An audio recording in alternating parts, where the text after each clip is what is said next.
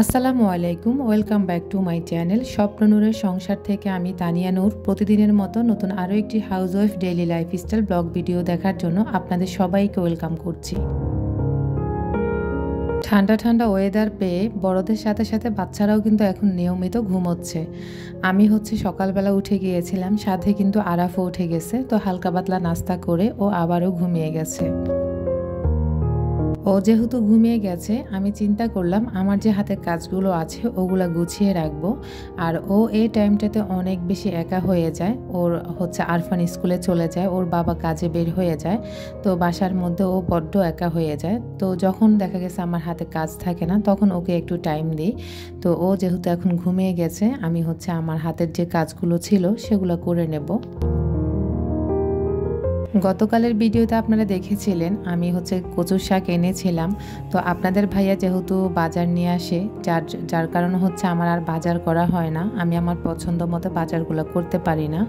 তো আমি বলেছিলাম যে আজকে আমি বাজারে যাব, আমার একটু বাজারে যেতে ইচ্ছে হয়েছে। পরে আমি বাজারে গিয়ে দেখলাম যে কচু শাকগুলো আরও অন্যান্য শাক দেখেছি, আমার খুব ভালো লেগেছিল।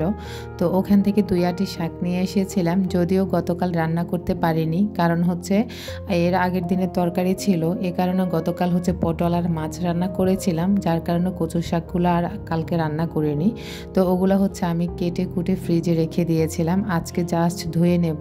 তো আমার বাসায় কোনো গ্লাভস ছিল না, এই পলিটাতে হাত পেঁচিয়ে তারপরে আমি কচু শাকগুলো ধুয়ে নিচ্ছি। তো কচু শাক কিন্তু ধুতে একটু সাবধানতা অবলম্বন করা লাগে, না হয় কিন্তু হাতে প্রচুর চুলকায়। যার কারণে এভাবে পলি পেঁচিয়ে আমি কচু শাকগুলো ধুয়ে নিচ্ছি। আমার প্রিয় আপু ভাইয়াদের উদ্দেশ্যে বলি, যারা এখনও আমার ভিডিওতে একটি লাইক দিতে ভুলে গিয়েছিলেন, প্লিজ মনে করে একটি লাইক দিয়ে যাবেন। আপনার ছোট্ট একটি লাইকের মাধ্যমে আমি আরও একটি ভিডিও মেক করার উৎসাহ পাই। আর একটা ভিডিও মেক করার পিছনে অনেক বেশি কষ্ট হয়, 3 থেকে 4 ঘন্টা সময় লাগে। আর সেখানে আপনি একটা মাত্র লাইক দিতে মাত্র 1 সেকেন্ডের ব্যাপার।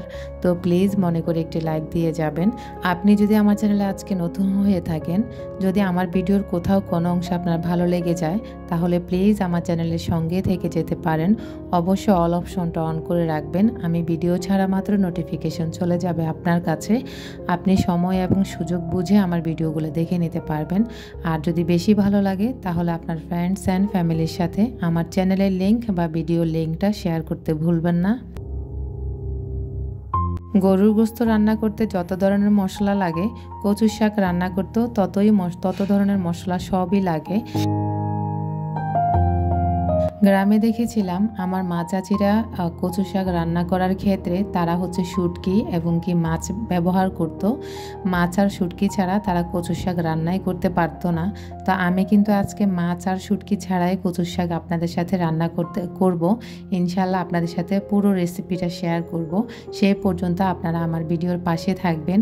অবশ্যই আপনার কোথাও কোনো অংশ ভালো লেগে যেতে পারে। তো এখন ফ্রোজেন করা যে আদা, গত একটা ভিডিওতে দেখেছিলেন আমি আদা কেটে ব্লেন্ডার করে ফ্রিজে রেখে দিয়েছিলাম। আইস কিউব না রেখে আমি এভাবে রেখে দিয়েছিলাম সরাসরি। তারপরে নামিয়ে দেখতে পেলেন আমি পুতা দিয়ে একটুখানি বাড়ি মারার সাথে সাথে সমস্ত আদাগুলো একদম ভেঙে গেছে। তো ওই অবস্থা আমি টুকরো টুকরো করে আবারও আইস কিউবের মতো বক্সে ভরে আবারও ফ্রিজে রেখে দিয়েছি। আর এই সাইডে আমি আদা, রসুন, তারপর পেঁয়াজ, কাঁচামরিচ সব কিছু একে একে কেটে নেব।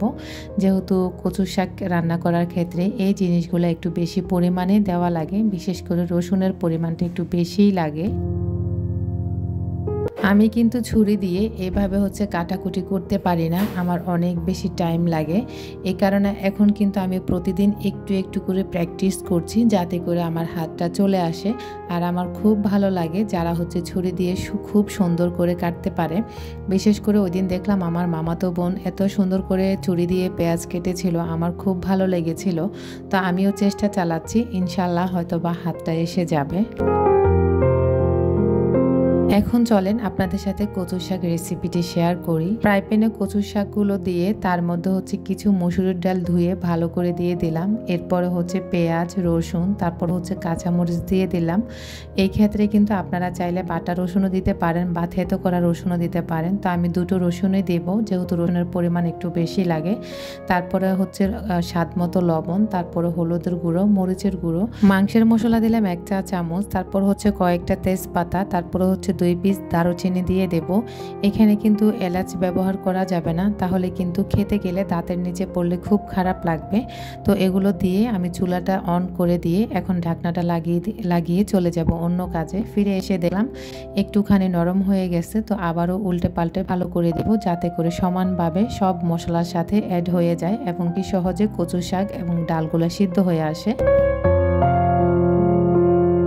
ভালোভাবে নেড়ে চেড়ে আমি ঢাকনা লাগিয়ে চলে যাব অন্য কাজে। তো এদিক দিয়ে হচ্ছে আমি সাথে বেগুনও এনেছিলাম, তো বেগুনের কথা বলতে ভুলে গিয়েছিলাম। তো বেগুন রান্না করব, সাথে কচু শাক হচ্ছে আজকে ভর্তার মতো বা ভাজির মতো করব আর কি। তো বেগুন আসলে আমাদের বাসায় সচরাচর খাওয়া হয় না, কারণ বেগুনের তরকারিটা আমরা একটু কমই খাই, যার কারণে আনা হয় না। তো আমার দেখে ভালো লেগেছিল, যার কারণে হাফ কেজি থেকে একটু অল্প এনেছিলাম। তো আজকে একটাই রান্না করব আর একটা বেগুন রেখে দেব।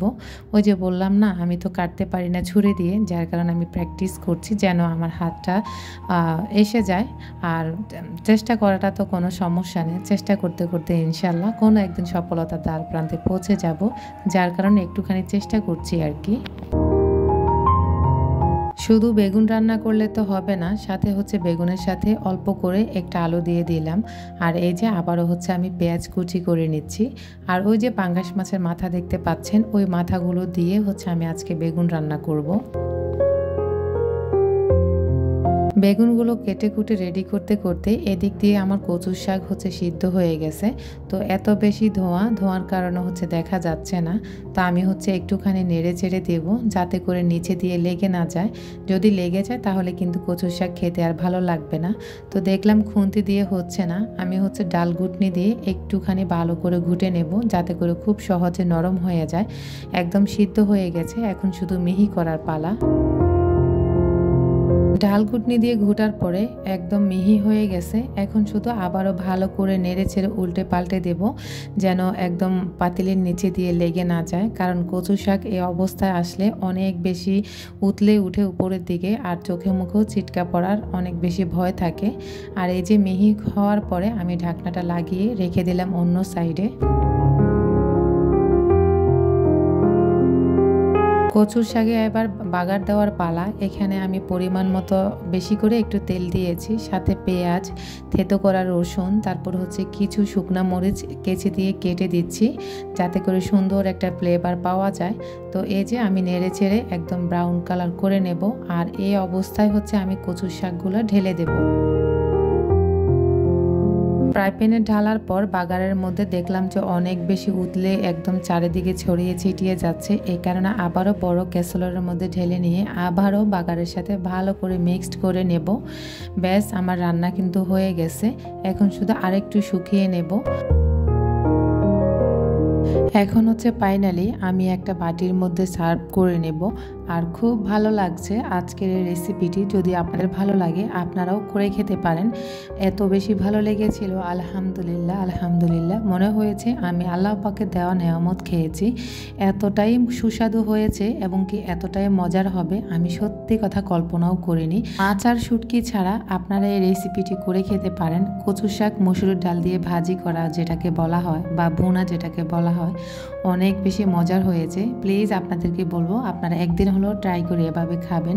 ইনশাল্লাহ আপনারা আমি যেভাবে বলেছি স্বাদ এসেছে, ঠিক তার থেকেও দ্বিগুণ স্বাদ পাবেন। আমি জানি আমার প্রিয় আপুরা অনেক সুন্দর সুন্দর রান্না করতে পারে, আমার থেকেও অনেক ভালো ভালো রান্না পারেন। তবে আমি বলবো আমার এই রেসিপিটি আপনারা একবার হলেও ট্রাই করবেন। ইনশাল্লাহ আপনারা নিরাশ হবেন না, অনেক বেশি মজা পাবেন। তো ওই দিকে হচ্ছে কিচেনের রান্নাবান্না শেষ করে এখন হচ্ছে বিছানাটা গুছিয়ে নিচ্ছি। তো আপনাদের সাথে আজকে আর তেমন একটা কিছু শেয়ার করতে পারিনি। আসলে আমি যেটুকু করে থাকি ওইগুলাই আপনাদের সাথে ভিডিও আকারে তুলে ধরি। আমার প্রিয় আপুদের অনেক বেশি ভালো লাগে, আর প্রতিদিন চাইলেও ঘরের কাজ করা যায় না, যার কারণে টুকটাক যাই করে থাকি আপনাদের জন্য একটুখানি ক্লিপ করে রাখি, যাতে করে আমার প্রিয় আপুরা খুশি হয়। কারণ আপুরা আমার ভিডিওর অপেক্ষায় থাকে, এই কারণে আপুদের ভালোবাসার কারণে আমি অনেক বেশি মোটিভেট হই। আল্লাহ হাফেজ, আসসালামু আলাইকুম।